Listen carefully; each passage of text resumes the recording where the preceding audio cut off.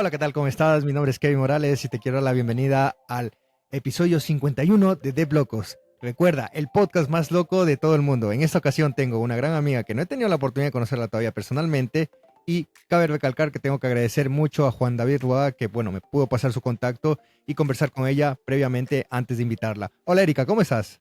Hola, Kevin, muchas gracias por la invitación y muchas gracias Juan por tenerme en cuenta para este gran espacio. Genial, genial Erika. Bueno, vamos a comenzar con el podcast y lo primero que te voy a preguntar es, ¿quién es Erika Gutiérrez? Bueno, yo soy ingeniera multimedia, magíster en ingeniería de software, trabajo en la industria desde hace 9 años ya. He desempeñado varios roles, he tenido la oportunidad de estar desde lo que es la concepción del producto como project manager hasta ahora que soy arquitecta de soluciones. Siempre me ha gustado más la parte técnica. Lo de Project Manager fue un tiempo muy corto, pero siempre he estado en la parte de liderazgo técnico, en la parte de backend, en la parte de frontend. Entonces ha sido un proceso pues muy interesante dentro del área profesional. Chévere, Y chévere. bueno, por lo que estamos acá, no lo había contado, fundadora de Mi Superpoder es la Programación, un proyecto social con el que se enseña programación a los niños. Ahora mismo de manera virtual tenemos pues a niños de diferentes ciudades de Colombia. Wow, chévere, chévere. Ya vamos a entrar un poquito más en ese tema en el futuro de este podcast, así que vamos a continuar con los otros temas, que prácticamente esta pregunta es, ¿quién es Erika Gutiérrez, pero fuera del mundo tech? Bueno, fuera del mundo tech, hago así a varias cosas. En este momento estoy dedicada full al proyecto porque mi pasión es enseñar, ¿sí? Compartir con los demás como todo eso que he podido aprender y ver cómo la educación puede transformar el entorno de los niños y jóvenes. Entonces eso es muy valioso y esa es mi mayor motivación y mi mayor, como lo que me impulsa, ¿sí? a hacer algo pues como por fuera de mi día a día del mundo tech, aunque está un poco relacionado pues porque igual se enseña programación, pero desde una perspectiva diferente. Y bueno, ya como completamente diferente, practiqué ballet un tiempo, Ok. aunque ya no estoy por el momento practicando, espero en algún momento retomar mis clases de ballet. Chévere, chévere, Erika. Bueno, vamos a continuar con el podcast y lo segundo que quiero preguntarte o más, hablar un poquito es sobre tu experiencia como desarrolladora. Que dijiste que tienes alguna experiencia con ciertos temas, pero me gustaría regresar en el pasado, vamos unos años atrás, y cuéntame cómo empezó todo, cómo fue ese amor al software y hoy en día, pues, la mujer que te has convertido. Bueno, siempre ha sido desde muy pequeña. eh, Cuando me regalaron mi primer computador a los 8 años y pues con todo el boom del internet y todo que pues jugaba los juegos en línea y yo decía yo quiero hacer un juego de esos. De hecho con Tomb Raider 2 me acuerdo mucho que yo decía yo quiero hacer eso cuando esté grande. Efectivamente en mi profundización de ingeniera multimedia yo escogí videojuegos, solo que bueno, desafortunadamente el rubro es un poco difícil y pues me salió práctica como tal como desarrolladora backend. Entonces, bueno, había que coger la práctica, ¿verdad? Entonces nos fuimos por ahí y mi carrera se empezó a enfocar por todo lo que tenía que ver con el tema de desarrollo de software desde el backend. Entonces estuve ahí en el backend. Pero también he tenido una motivación interna que siempre ha sido ayudar a los demás y todo eso.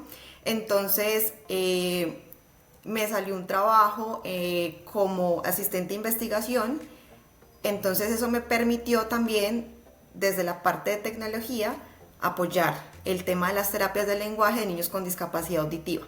Entonces ahí pude combinar todo lo que aprendí en mi carrera, porque nos tocó hacer un videojuego, también tuvo desarrollo web, tuve el primer servidor que destruí, que volví a arreglar.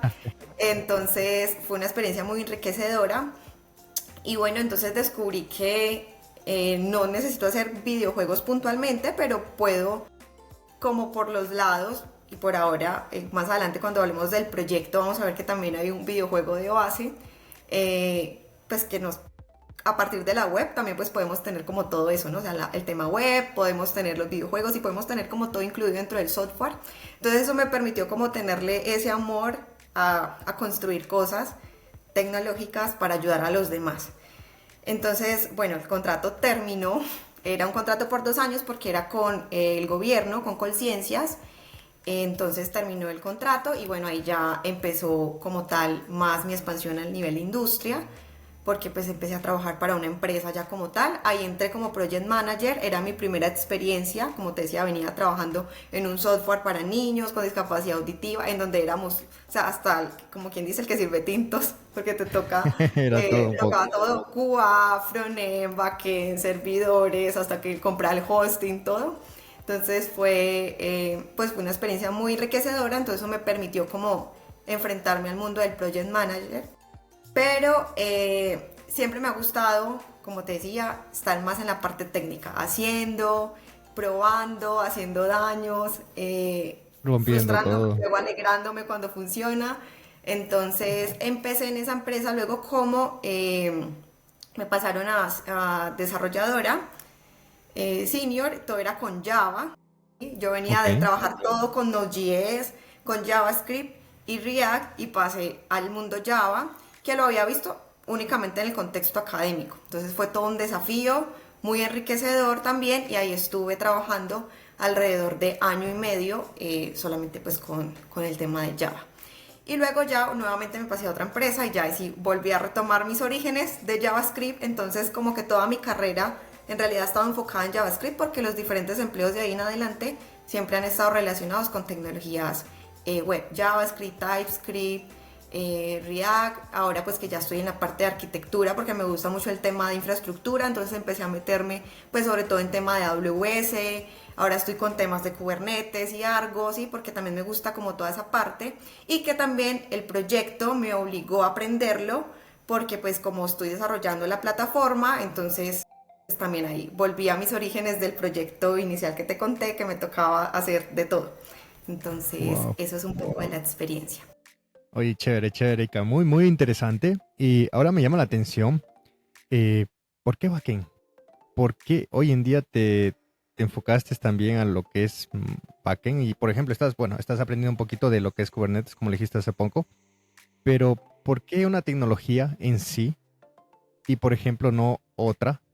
¿Por qué te pregunto esto? Porque muchas personas, bueno, vienen a la comunidad y nos preguntan, oye, ¿cómo empezar? Porque son muchas tecnologías en el mundo ahorita, mucho software, muchos lenguajes de programación. Entonces, ¿cómo responderías orientando un consejo para que las personas que quieren empezar en este mundo del desarrollo, pues sepan por lo menos qué probar y tal vez si no le gusta, pues ir a otro e ir iterando? Bueno, yo me di cuenta con Java de que no era mi lenguaje favorito y que me gustaba lo que hacía antes.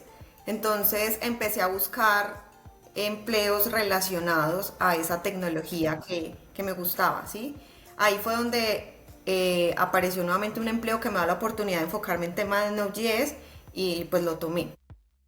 ¿Cómo me di cuenta que ese era como el lenguaje? Como que se me facilitaba mucho todo este tema pues, de estas tecnologías y era muy rápida, entonces me gustaba mucho. Entonces empecé a irme por ahí. ¿Cómo o qué consejo le daría yo a alguien que está explorando? Creo que es bueno pues, tocar varios lenguajes porque yo lo he hecho como para explorar, he tocado Python, he tocado Java, C++, ¿cierto? Y también en la empresa a veces pues he tenido necesidad de explorar varios lenguajes dependiendo pues del proyecto, pero siempre uno siente cuál es con el que tiene como mayor afinidad, ¿sí? Y esto lo digo porque también a veces ha pasado que muchas personas se restringen como decir, no, este es el lenguaje que yo quiero, pero de pronto en la comunidad de programadores no se ve como el mejor lenguaje o el lenguaje más pro o el que de pronto le hacen el bullying en internet, entonces la gente prefiere como que no me voy por este lenguaje que es como más, el visto que es como más pro. No, realmente yo creo que uno tiene que irse por el que siente como esa afinidad, con el que se siente más seguro y el que uno siente que va a hacer bien su trabajo. Esa sería como mi consejo, porque pues fue como lo que yo seguí al final de como de tanto explorar y yo decirme, darme látigo con Java y yo decir, no, ya, no quiero más Java y aceptar que me gustaba más el otro lenguaje. Qué genial, genial, Erika. Muchísimas gracias. Vamos a continuar con lo que es tu presentación. Y en base ahora es tu experiencia un poco más aterrizada, pero sobre lenguajes de programación. Ya me nombraste algunos lenguajes, pero me gustaría saber cuál fue el primer lenguaje que tocaste y cómo fue transicionando hasta el día de hoy. ¿Cuál es el que estás usando? Bueno, el primero fue PHP en Ok, la práctica porque pues toda la plataforma y el ecosistema utilizaban PHP.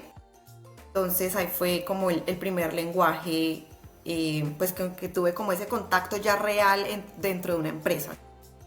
Y la transición fue cuando me salió, porque realmente lo de Colciencias era para la beca de la maestría, entonces tenía que hacerlo de la maestría y también pues lo de asistente de investigación. Entonces como todo el ecosistema era web, ahí fue donde tuve como ese primer contacto con todas estas tecnologías y lo que te digo, me empezó a apasionar y me empezó a gustar el tema JavaScript, del desarrollo backend y frontend, pues con este lenguaje. Entonces ahí fue donde empecé como a orientar mi carrera profesional. ok. Chévere, chévere, Erika. Bueno, vamos a pasar al siguiente tópico del podcast, que es prácticamente hablar sobre la inteligencia artificial y el software como tal. Y estoy seguro que esta pregunta te la han hecho, y es si es que la inteligencia artificial reemplazará a los desarrolladores o desarrolladoras a futuro. ¿Qué piensas de Bueno, esto? esa pregunta es difícil porque en una situación anterior yo te hubiera contestado que quizás no. Ahora Ok, no estoy tan segura, no estoy tan segura no porque la IA nos vaya a reemplazar, sino porque están pues grandes empresas, ¿sí? Diciendo que se va a reemplazar pues la mano de obra, por ejemplo, no sé, un junior.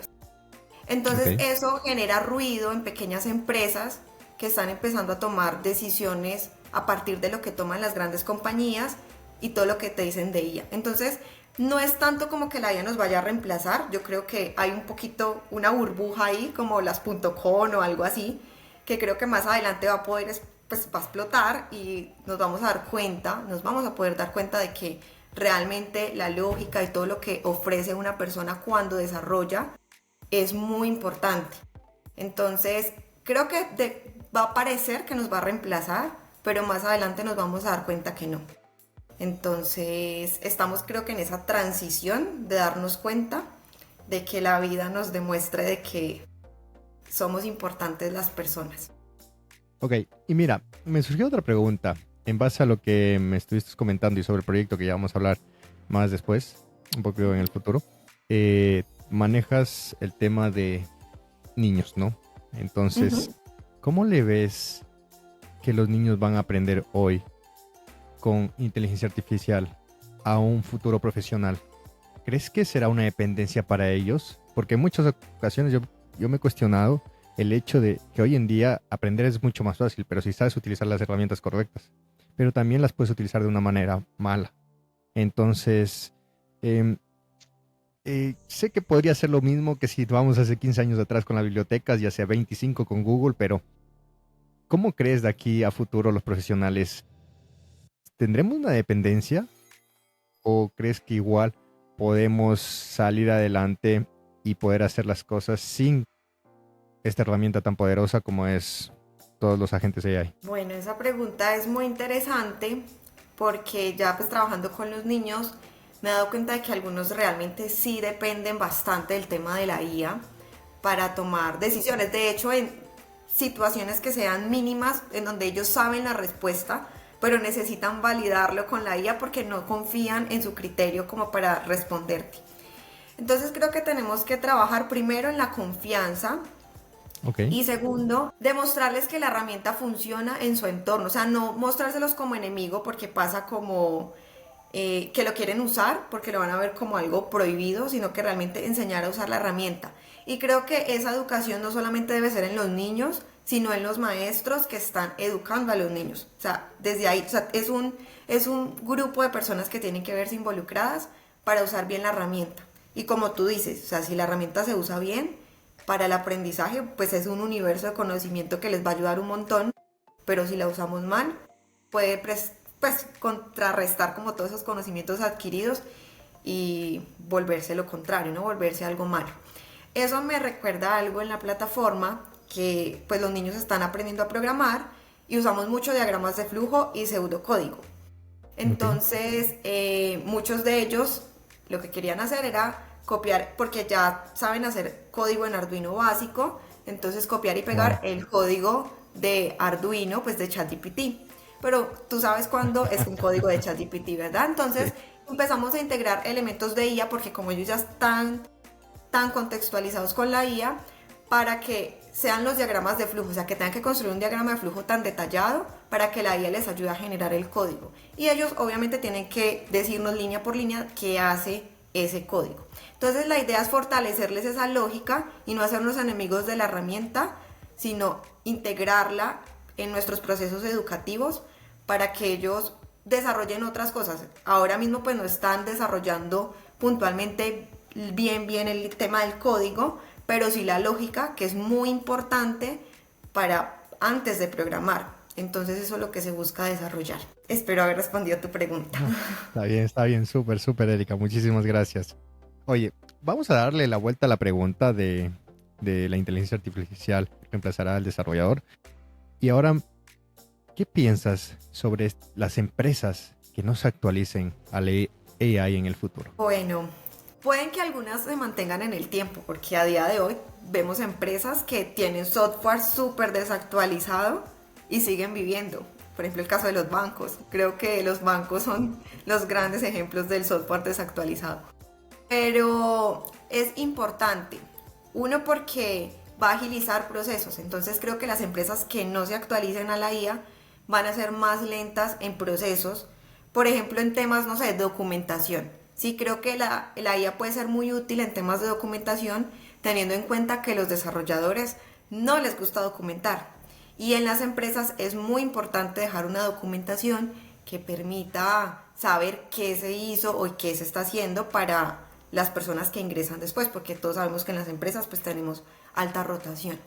Entonces lo que yo veo es como de pronto no van a desaparecer, no me atrevería a decir que van a desaparecer porque no lo sé, pero sí me atrevería a decir que sus procesos quizás van a ser más lentos que las empresas que decidan integrarlo y no para reemplazar la mano de obra, no, ojo, sino para que la IA sea ese asistente que ayude al desarrollador a agilizar procesos que quizás no son de su día a día, como el tema, para mí el ejemplo más claro es el tema de la documentación.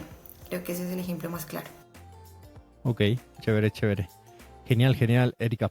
Oye, antes de acabar este tema de inteligencia artificial, pues hay digamos, un término llamado bytecoding, en el que, bueno, los desarrolladores prácticamente o cualquier persona puede escribir una instrucción y una plataforma pues puede crear, valga la redundancia, otra plataforma o una aplicación. ¿Qué piensas sobre el uso de esta metodología para crear aplicaciones y si crees que empresas grandes que están promocionando esto, están sacando servicios, productos sobre esto, van a llegar a un punto en el que puedan crear un producto de inicio a fin? Bueno, yo lo veo viable a nivel de MVP, o sea, como para sacar por ejemplo, un front súper rápido, y te voy a poner el ejemplo de la empresa porque necesitábamos hacer unas pruebas porque estamos trabajando en un backend, no tenemos front, utilizamos una herramienta de estas para generar un front rápido y teníamos nuestro MVP. Creo que ahí es muy útil porque el código que te genera no es el código más limpio ni con las mejores prácticas. Creo que es una base para iniciar, ¿sí? Y como te decía, una herramienta, la IA debería ser una herramienta para el desarrollador para agilizar, pero no debería de ser el que te reemplace. Entonces, va a agilizar procesos, sí, te va a permitir mostrarle a los clientes de una forma más rápida, sí, porque los clientes, todo entra por los ojos y ellos no les importa cuántas APIs, cuántos endpoints tiene tu API, no, a ellos les importa ver cómo Claro. funciona desde el botoncito. Entonces, creo que va a permitir eso, o sea, apoyar, mejorar procesos, agilizar, pero no creo que te permita crear, o no sé si estoy siendo muy negacionista, de crear un aplicativo de inicio a fin, porque ya hemos visto casos, hay un caso de la red social X que me pareció muy curioso, fue de alguien, no sé si lo llegaste a ver, de alguien que dijo que había hecho toda su aplicación y que no necesitaba desarrolladores y En dejó localhost. algunos patches de seguridad y llegaron unas Genial. personas y hackearon su aplicación y le demostraron pues como que sí Sí, sí. necesita desarrolladores detrás que conozcan de seguridad informática, que conozcan de patrones para que eso no le ocurra a sus aplicaciones. Sí, creo que hay más de un caso que ha pasado y ahí recuerdo uno que un meme, literal un chat que le había lanzado la aplicación y solo estaba en localhost para él. Sí, sí, Y sí. segundo, otro que había hecho con Firebase y se había olvidado, pues, digamos, había conectado a Google Cloud y había llegado una factura, quién sabe cuánto. Entonces, si no hay un criterio como tal, no hay un conocimiento previo, un contexto, va a ser muy complicado que un robot o una inteligencia artificial, que al final es eso, literal, alguien que siga unas instrucciones en base a, pueda construir algo con contexto. Sí, mira que hablaste de algo muy importante que es el tema de los costos y como arquitecta de soluciones, pues ya en este rol llevo año y medio más otros 3 meses que estuve en otra empresa porque pues estaba como senior y luego pues tuve la oportunidad de estar como arquitecta de soluciones ahí otro corto tiempo. Me he dado cuenta de que los costos es muy importante dentro de la organización. Y a veces cuando estamos haciendo esas definiciones nos olvidamos de los costos. Y eso pasa con la IA. La IA es costosa y a las personas se les olvida, ¿sí? Que es que esto se cobra por tokens. Entonces es como que, no, yo te lo resuelvo y te reemplazo 10 desarrolladores y te pongo el pod con tokens, pero ¿cuánto te cuestan los tokens?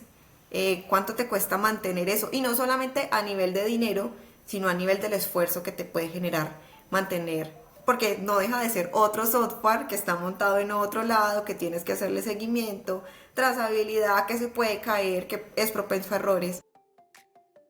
Totalmente, Erika. Genial, genial. Ahora, vamos a pasar al siguiente tema, que es el tema principal del podcast y me llama mucho la atención porque el tema se llama Escuchar a los niños fue la mejor decisión técnica para el futuro. Cuéntame, ¿cómo nace este proyecto y por qué los niños? O sea, ¿en qué momento de tu vida dices, ok, voy a cambiar un poco el rubro de mi cabeza y ya no voy a trabajar empresa tras empresa y voy a apoyar y voy a ayudar a niños para que también puedan aprender desde pequeña edad? Bueno, todo empezó con lo que te decía, el proyecto en el que estuve con los niños con discapacidad auditiva y adicional en ese mismo tiempo, en el 2017, me salió pues un trabajo adicional para dar clases en Cali, en Siloé. Ese proyecto fue solamente por 3 meses y el proyecto se finalizó y yo, bueno, yo quiero seguirle dando clase a los niños, quiero seguir impactando sus vidas. ¿Cómo hacemos? ¿Qué puedo hacer? Entonces, con una amiga empezamos a hacer talleres, pero eran talleres cortos de vacaciones recreativas, cuando los niños tienen vacaciones en junio, en diciembre, para enseñarles a programar. De hecho, era con Scratch. Y empezamos a hacer esos talleres cortos y lo hacíamos en la ciudad de Cali, en diferentes lugares, en bibliotecas, en colegios que nos abrieran las puertas. Entonces, luego me surgió una oferta de trabajo acá en Medellín, porque ahora vivo en la ciudad de Medellín.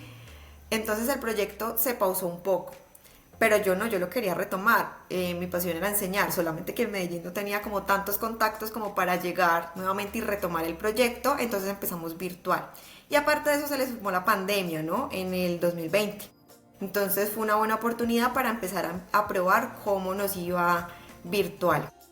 Antes de hacer las clases, se hizo una maratón de programación en donde se inscribieron niños no solo de Colombia, sino que tuvimos niños de Arequipa, de Wow. Perú, y entonces fue muy valioso eso. Esperábamos que se inscribieran 30 niños, se nos inscribieron como 60, entonces eran un montón de niños virtual, nos tocó crear un grupo de profes más grande porque, pues imagínate, virtual es muy difícil con tantos Sí. niños. Y fue un éxito, nos fue súper bien y ese fue como el primer paso porque la gente nos empezó a preguntar que si dábamos clases, que si dábamos talleres, entonces eso motivó como para empezar esas clases ya del todo virtuales y no solamente talleres cortitos que duraban, no sé, 3 días, un solo día como algo así como la hora del código, sino que ya un taller más largo. Se empezó con un taller que duraba 2 meses y entonces empezamos a ver que muchos niños se retiraban de las clases porque usábamos en ese momento otras herramientas y muchos de ellos carecían pues de un buen computador o de un buen celular que les permitiera. Y claro, y las herramientas no eran totalmente responsive, entonces eran como que, profe, no me da clic el Mm, botón o no lo veo o dónde está la opción ya. o... Entonces empezaron a desmotivar y eso hizo que se salieran de los talleres, de los cursos. Entonces yo necesitaba tesis de maestría porque necesitaba graduarme de mi maestría. Ya habían pasado como 3 años, que había terminado materias y yo nada que me graduaba, ¿cierto? Entonces necesitaba graduarme. Entonces yo, bueno, estamos dando las clases, veo esta necesidad, me gustaría crear esta herramienta para ayudar. Una herramienta que incluya todo, que podamos aprender desde lo básico porque pasaba que, o a día de hoy pasa que los niños no te saben qué es un control C, qué es un control V, o sea, parece como una Sí, locura, sí. pero de verdad, tú les dices a los niños como en el sitio, dale recargar a la página y es como, ¿y eso qué es, profe? O clic derecho, ¿cómo hago el clic derecho? Entonces, una plataforma donde pudieras aprender incluso conceptos básicos de informática, que supieras que es un dispositivo de entrada, que es un dispositivo de salida, componentes internos, ¿sí? Hasta diagramas de flujo, temas de secuencia, antes todo eso antes de llegar al código, porque a mí de nada me sirve saber qué es un if, qué es un for, pues si yo no sé manejar la herramienta con la que voy a programar. Entonces, esa fue como la motivación para empezar el desarrollo de la herramienta y se convirtió en una realidad porque fue mi tesis de maestría. Entonces, de ahí empezó pues como todo, ahí está toda la historia de cómo llegamos hasta acá. Entonces siempre he tenido como esa motivación por enseñar y el proyecto me permite eso. Qué genial.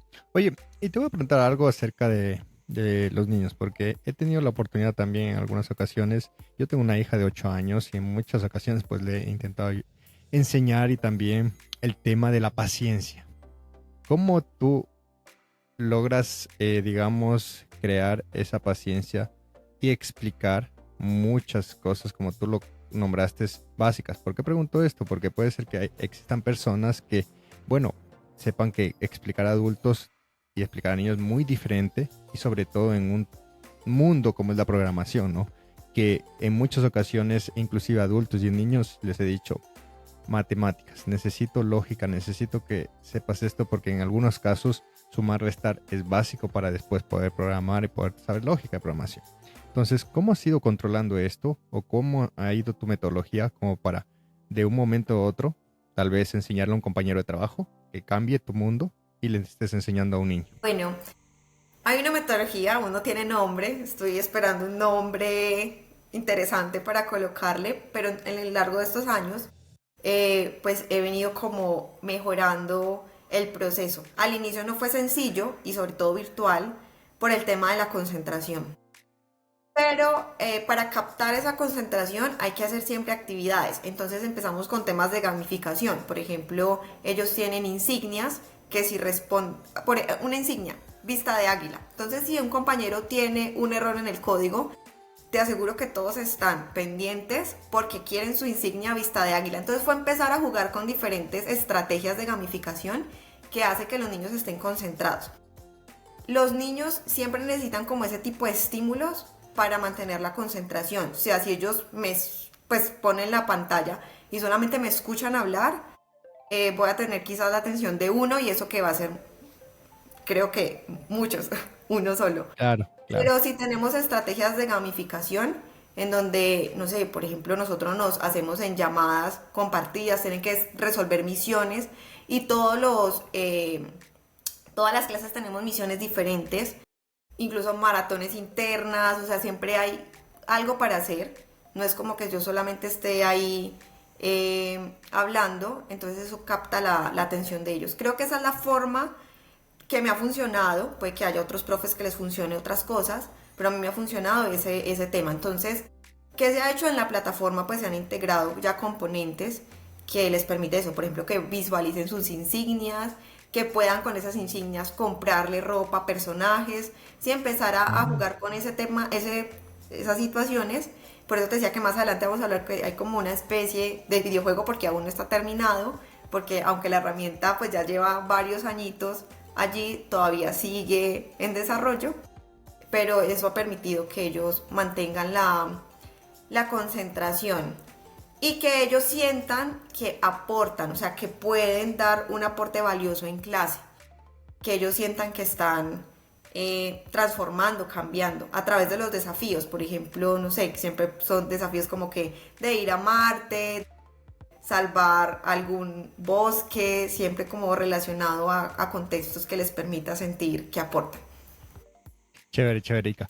Oye, y justamente hablando de las decisiones y dificultades, pues me gustaría saber a lo largo de todo este proceso, porque cabe recalcar que no es lo mismo enseñar a una persona adulta que tal vez a un niño. ¿Cuáles serían las dificultades que enumerarías al momento de todo este transcurso de la plataforma, tanto que crear la plataforma como después educar a la gente con esa plataforma? Porque recordemos que es un producto nuevo que tú estás saliendo al mercado, entonces es como que el niño de ley va a entrar, hasta el padre de familia va a entrar y va a ser por primera vez.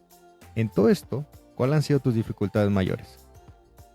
Bueno, eh, para mí la principal ha sido el apoyo de los padres. ¿Por qué? Ok, Porque los niños que tienen más acompañamiento de los padres triunfan, ¿sí? En el desarrollo del curso.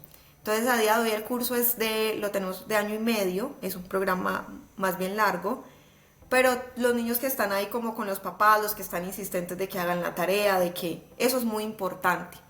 Entonces, eso es un desafío muy grande, porque pues hay niños que tienen propia voluntad como de hacer su tarea, pero la mayoría de los niños quieren es jugar. Entonces no te van a hacer la tarea. Y si no tienes quien le haga un seguimiento, no la van a hacer.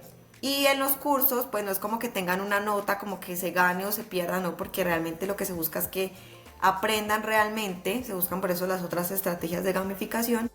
Entonces eso hace que sea un desafío.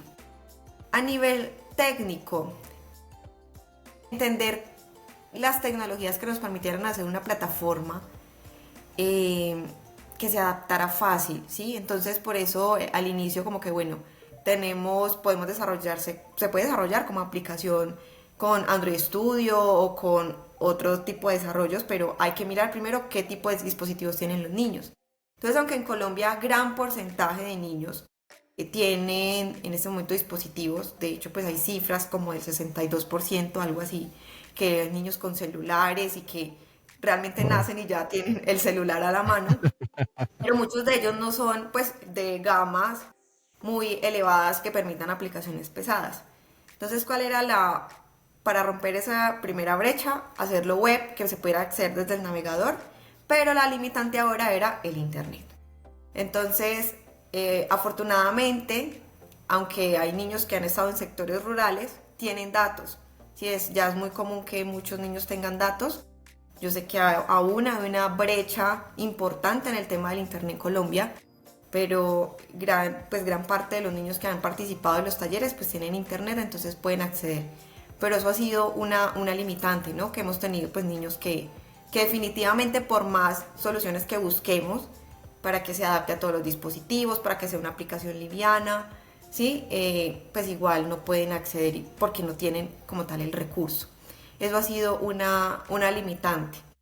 Otra de las limitantes importantes es que el tema de la concentración, ¿sí? Para poder llegar a este punto, se perdieron muchos niños en el camino porque pues era todo un proceso de descubrimiento y aún se sigue en proceso de descubrimiento, aún se sigue en proceso de transformación de los cursos. Entonces, pues tú sabes que mientras se hacen como todas esas pruebas, pues van quedando niños en el camino que dicen no voy a continuar. Entonces como esos son como los desafíos más importantes que he visto. Qué genial, genial, Erika. Oye, y por último, y para ya ir avanzando, me gustaría saber, ya tema como negocio ya, ¿qué valor agregado tiene la plataforma respecto a la competencia? Porque hoy en día, pues, tenemos también plataformas que también están orientadas a enseñar programación a niños, e inclusive como van creciendo, pues existen otras plataformas para adultos. ¿Y qué valor agregado, pues, tú creerías que ustedes pueden sobresalir y pueden convencer a un niño de que va a entrar sin saber algo y va a salir con nuevos conocimientos? Bueno, el valor agregado importantísimo para mí es el tema de cómo se desarrolla la lógica computacional y cómo se aprende desde las bases, ¿sí? Porque lo que te decía, no se trata de solamente que el niño sepa que es un ciclo, que es una variable, ¿sí? Sino que realmente antes de llegar allá tenga unas bases sólidas que le permitan leer el código. O sea, es que de verdad es impresionante cuando yo les pongo el código a los niños y ellos saben leerlo porque saben que es una variable, saben que es de tipo constante, que es de tipo variable, que es string, que es numérico, que es booleano, ¿sí? O sea, que ellos puedan como decirte todo Wow. eso, que uno diría, no, es que es algo sencillo, pero para un niño de 9 11 años es todo un universo. Creo que ese es el valor agregado, ¿sí? Tener esa posibilidad desde aprender desde las bases, ¿sí? Porque yo he probado varias herramientas y de hecho pues tengo un artículo que resultó de mi tesis en donde se probaron varias herramientas con varios grupos poblacionales que nos permitió entender cómo funcionaba. Y realmente el valor agregado es ese, aprender desde las bases y tener la posibilidad pues de acceder desde cualquier dispositivo y tener una secuencia lógica, porque tú empiezas el curso uno y tienes una historia que te va contando y que vas avanzando en ella para ir aprendiendo. Entonces, tener esa secuencia lógica también engancha a los niños y les permite como, bueno, ¿qué va a pasar después? Si hago esto, ¿qué va a continuar? Oye, interesante, muy, muy interesante, ¿verdad? Y antes de olvidarme, hablamos sobre un video, entonces nos podrías comentar un poquito acerca de eso. Un videojuego, perdón. Tranquilo. Bueno, la plataforma empezó con un juego, ¿sí? De tres personajes. Está Mayito, Rocco y Violeta. Y Ok, está basado en la historia. En realidad empezó con un solo taller, pero ya tenemos pues tres niveles genial. se siguen agregando, basado en la liebre y la tortuga. En este caso hay un villano que es Rocco y hace que la tortuga tome un camino, porque la tortuga es amiga de Mayito, tome un desvío como para llegar más rápido y ahí es donde entran los niños que tienen que encontrar a Violeta que se perdió en el camino. Wow, En esta incluimos componentes de hardware. Tienen que armar, o sea, tienen que simular como que arman un computador, les llega el correo de Violeta, luego tienen que armar una caja mágica utilizando Arduino. Ahí no programan todavía, pero ellos arman diagramas de flujo y conexiones, ¿sí? Para ellos las conexiones son como un rompecabezas, entonces eso es algo que aprenden súper rápido, ellos saben que es un pin GND, que son 5 voltios, ellos aprenden eso muy wow. fácil porque lo ven como un rompecabezas. Entonces al final pues tienen siempre un proyecto final que está relacionado con las misiones, por ejemplo la caja mágica. Entonces es encender un LED con un sensor cuando le pasas la mano. La computadora de Rocco es que la computadora de Rocco se arruinó o se dañó, entonces tienen que construirla. Ahora estamos con un piloto que es con un robot en donde pues tienen que resolver la misión de los cristales. Pero entonces siempre están los tres personajes involucrados y hay una historia, como te decía, secuencial, en donde pues tienen que superar las misiones. Aún no se ha terminado todo el juego, entonces hay partes en donde son, por ejemplo, yo les proyecto la imagen, entonces les voy contando la historia, porque de momento estoy solo yo desarrollando, entonces es el tiempo del trabajo más el tiempo en la plataforma lo que me alcanza a dar, Cabe pues recalcar que esto lo has hecho tú sola. sí, la plataforma sí, es, Wow, es mi hijito. wow, wow, Erika. Oye, de verdad, muchísimas felicidades por todo esto que estás Gracias. contando y creo que de verdad me siento un poquito identificado al momento de ayudar a los demás porque siempre he querido pues crecer y que todo mi rubro pues al círculo mío pues puedan tener estas mismas oportunidades. Y es así como también nació el podcast de Dev Locos y después se fue convirtiendo en otros servicios, pero la idea fue como que crear esto para que cualquier persona vea que todos somos iguales en el sentido horizontal y que podemos lograr muchas cosas en esta vida, ¿no? Entonces, de verdad, felicidades porque estás ayudando a muchas otras personas que vuelvo a repetir, me sorprendió el tema Arduino también, ¿sabes por qué?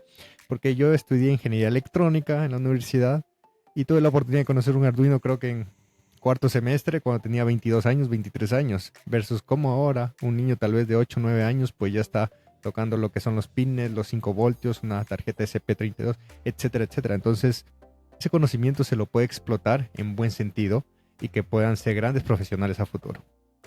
Sí, Ahora, igual posiblemente no todos se vayan por el área de la ingeniería, pero esto les va a mostrar el panorama y o sea, el objetivo es mostrarles que la programación se puede aplicar en diferentes áreas. sí, en videojuegos, en temas electrónicos, en temas de IA también, pues ya que está tan en boom la IA. O sea, que ellos puedan ver la variedad de lo que pueden aplicar. Entonces también se ha intentado desde el proyecto hacer eventos que les permita eso. Por ejemplo, el año pasado tuvimos un evento de NASA en donde ellos pues aplicaron todo lo que han aprendido desde nivel lógico, hicieron diagramas.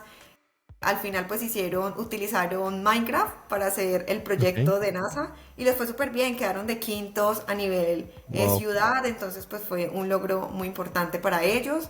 Entonces ha sido muy valioso pues como todo ese proceso. Igual yo lo empecé sola, pero a día de hoy pues tengo pues un equipo con 2 personas más que están apoyando el desarrollo de la herramienta para mejorarla.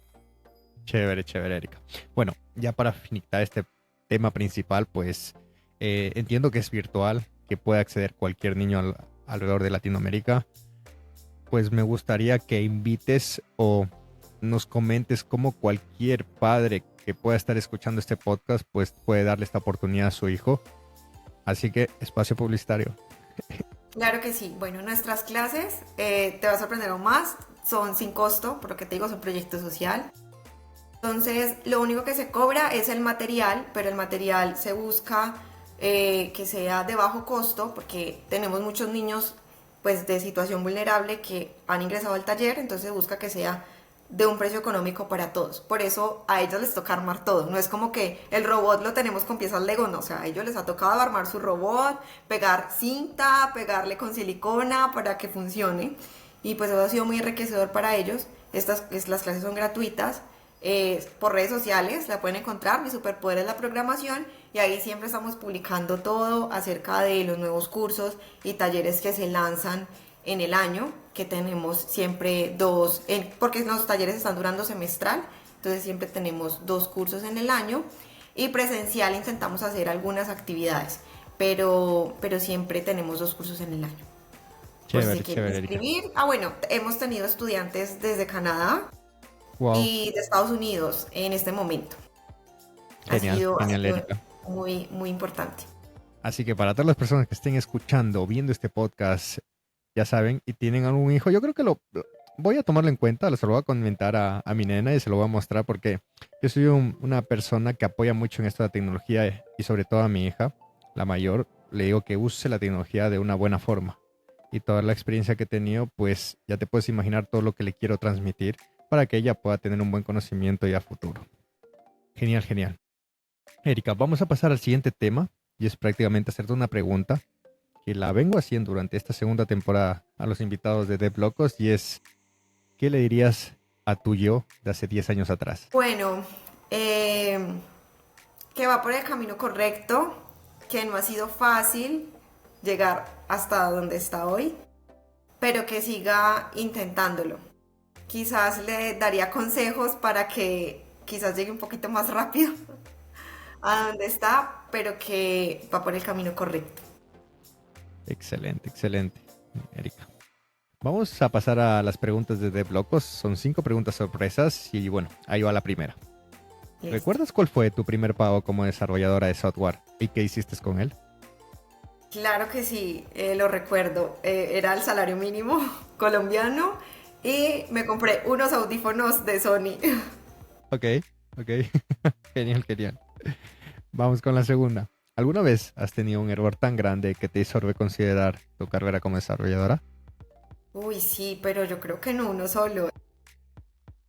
He tenido varios que te dan el síndrome del impostor. Pero sí, tuve uno importante que retrasó la entrega. Era una migración de base de datos y retrasamos la entrega final porque ya estamos haciendo como la migración real. Nos quedamos 24 horas, no funcionó nada porque había quedado mal el script de migración y bueno, nos tocó pedir más tiempo. Y ahí me replanteé muchas cosas, pero al final funcionó. Pero bueno, Chévere, chévere.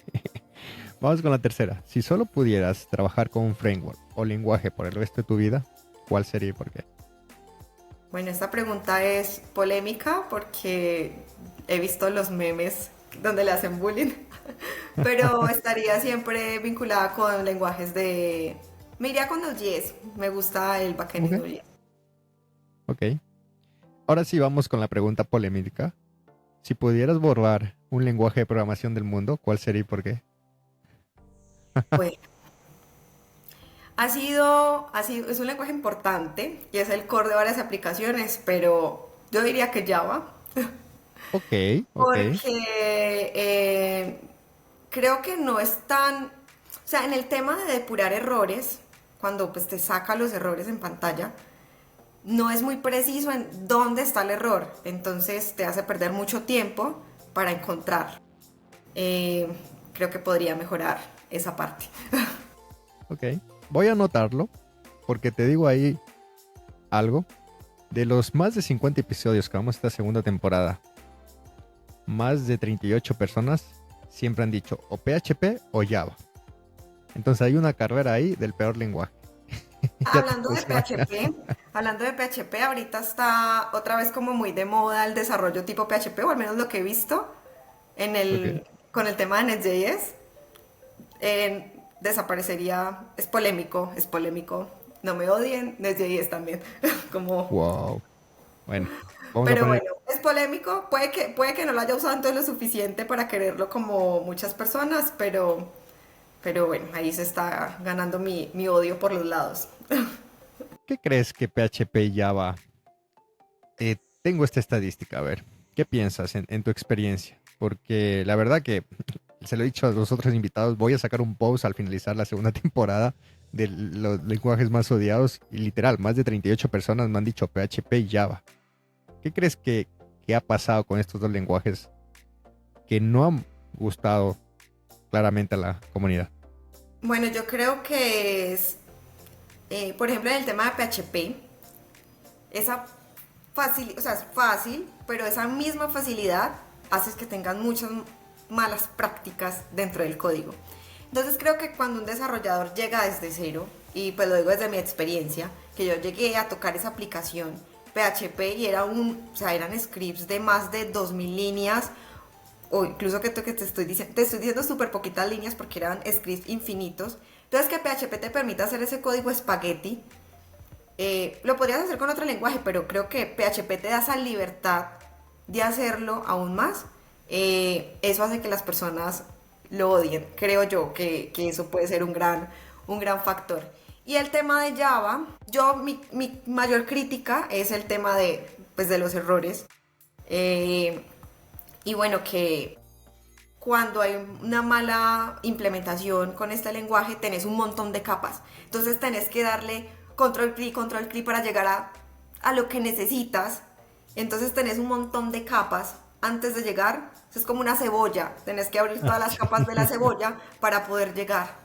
Entonces creo que eso también hace que las personas como que no, ya va no. Desistan. Ujú. Genial, genial. Vamos con la última pregunta, que es, ¿qué es lo más raro o inesperado que has encontrado en el código de otra persona? Lo más raro, no lo sé.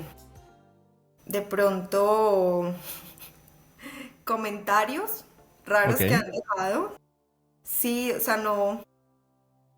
Pues es que hay cosas de malas prácticas y cosas que te puedes encontrar así, pero lo más raro han sido comentarios eh, que han dejado en el código como insultando, como porque no funciona. Eh, es como lo más extraño que me he encontrado. Bueno, una vez me pasó que había un comentario de dedicatoria a alguien, un mensaje en un Wow. comentario de código. Sí, sí, Se está fue. declarando por ahí al PM, Sí, sí, se a la estaban PM. declarando por el comentario, sí. Pero, ¿sabes que no? No es tan descabellado porque un invitado alguna vez me comentó que los PR, dos desarrolladores, se comunicaban, hablaban. Ok. Entonces, él al momento de siempre aceptar los PRs, pues leía conversaciones. Imagínate. Sí, ese era una dedicatoria en el comentario. No era en el console log, no, o sea, no era como Sí, sí, era sí. un comentario, un mensaje. Por si algo le pasa, pues que quede plasmado. Todo. Sí. Genial, genial, Erika.